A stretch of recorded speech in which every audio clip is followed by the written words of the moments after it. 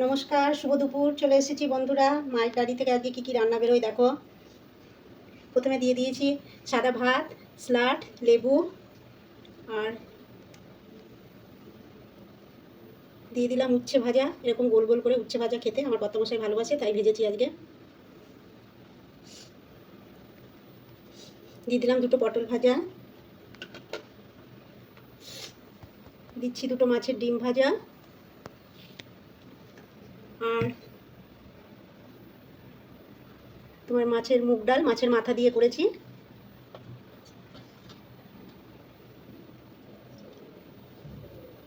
আর এটা আছে ভোলা মাছের ঝাল করেছি বন্ধুরা আজকে।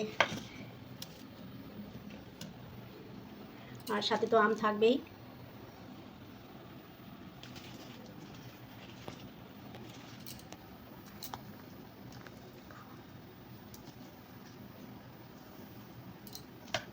আজকে এইটুকুই।